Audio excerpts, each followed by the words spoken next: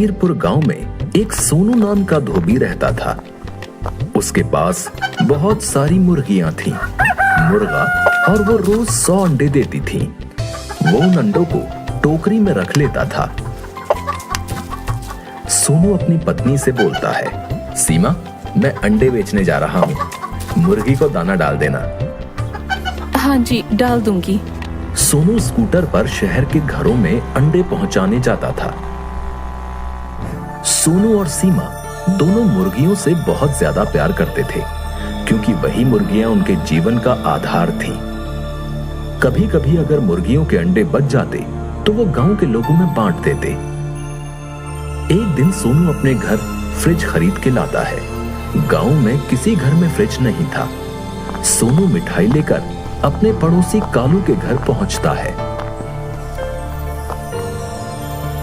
लीजिए कालू भैया, मिठाई खाइए। किस बात की मिठाई है? आज मैं फ्रिज खरीद के लाया हूं।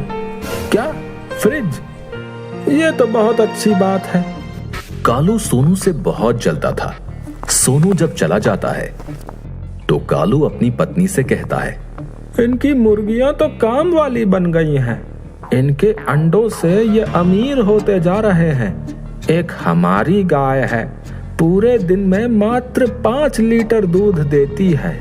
कालू की पत्नी, और जब भी इनके घर कोई भी नई चीज आती है, हमें मिठाई खिलाने जरूर आते हैं जलाने के लिए। कैसा रहेगा अगर हम इनकी मुर्गियां चुरा कर अपने घर ले आए? क्या पागल हो गई हो? कालू की पत्नी, अरे तुम पागल हो गए हो क्या? मुर्गियों को यहाँ ले आओ और उन पर निशान लगा देंगे, और गांव वालों को कह देना कि बाजार से नई मुर्गियां लेकर आए हैं। कालू पत्नी से बोला, बात तो तुमने सही कही है। रात में जब सोनू और सीमा सो जाते हैं, कालू चुपके से उनके घर में घुस जाता है और मुर्गियों को अपने घर में ले आता है। मुर्गियों पर वो निशान लगा देता है और सो जाता है। अगले दिन जब सोनू और सीमा सोकर उठते हैं तो वो देखते हैं कि मुर्गियां गायब हैं। है भगवान, ये मुर्गियां कहाँ चली गईं? बेचारे सोनू और सीमा अपने पड़ोसियों पर बिल्कुल भी शक नहीं करते। पूरे गांव में मुर्गियां तलाशते रहते हैं। जब पूरे गांव में मुर्गियां नहीं मिलती तो दोनों जंगल में बैठकर रोने लगते हैं। उस दिन दोनों खाना भी नहीं खाते।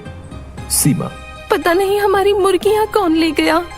तभी सोनू देखता है जंगल में कुछ मुर्गियां घूम रही हैं। सोनू और सीमा दोनों उनके पास जाते हैं। सीमा सोनू से बोलती है, यह तो हमारी मुर्गियां नहीं है। हाँ, ये तो हमारी मुर्गियां नहीं है, लेकिन लगता है भगवान ने इन्हें हमारे लिए भेजा है, वरना ऐसे घने जंगल में किसी को मुर्गियां कैसे मिल जाएंगी। सोनू और सीमा उन मुर्गियों को अपने घर ले आते हैं। अगले दिन सीमा मुर्गियों के अंडे उठाने लगती है। तभी उसे एक सोने का अंडा दिखता है। अरे सुनते हो, देखो मुझे क्या मिला है। क्या? सोने का अंडा? ये मुर्गी ने कैसे दिया? अगले दिन जब मुर्गियां अंडे देती हैं तो उसमें एक और सोने का अंडा दिखता है। लगता है ये मुर्गी रोज एक सोने का अंडा देती है। सोनू और सीमा को रोज एक सोने का अंडा मिलने के कारण वो लोग जल्दी ही अमीर हो गए। वो जल्दी एक बड़ा घर बनवा लेते हैं और गाड़ी भी खरीद लेते हैं। उधर कालू जब भी मुर्गियों के अंडे उठाता तो मुर्गियां कालू को चोंच मारती। कालू और उसकी पत्नी मुर्गियों को मारते थे और जबरदस्ती अंडे उठाते। इन मुर्गियों ने तो नाक में दम कर दिया है। वहां इतने प्यार से अंडे उठाने देती थी और यहाँ ये मुर्गियों ने इतना नाटक करते हैं। कालू की पत्नी, सोनू का तो इतना बड़ा घर बन गया और उन लोगों ने गाड़ी भी खरीद ली। समझ ही नहीं आ रहा उनके पास इतने पैसे कहाँ से आए। कालू रात में सोनू के घर जाकर देखता है और चुपके से सोनू और सीमा की बातें सुनने लगता है। सोनू, आज हम जो भी हैं अपनी इन मुर्गियों के कारण हैं। अगर रोज एक सोने का अंडा ये ना देती तो हम कभी अमीर नहीं हो पाते।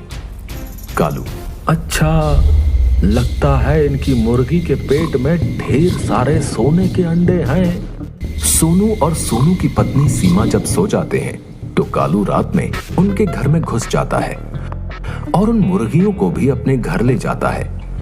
कालू सोना पाने के चक्कर में मुर्गियों का पेट चीर देता है मुर्गियों के पेट में सोना नहीं पाता और मुर्गियां मर जाती हैं। कालू की पत्नी, जल्दी से मुर्गियों को फेंक कर आओ, नहीं तो हम फंस जाएंगे। लेकिन गांव का चौकीदार कालू को रोक लेता है। चौकीदार, अरे ये तो सोनू भाई जी की नई वाली मुर्गियां हैं, तुमने इनको मार डाला। चौकीदार कालू को पकड़कर सोनू के घर ले जाता है। सोनू, कालू, तुमसे तो ये उम्मीद नहीं थी, हम तुम्हें कितना अच्छा समझते थे। सीमा, कहीं हमारी पहले वाली मुर्गियां तुमने तो नहीं चुराई?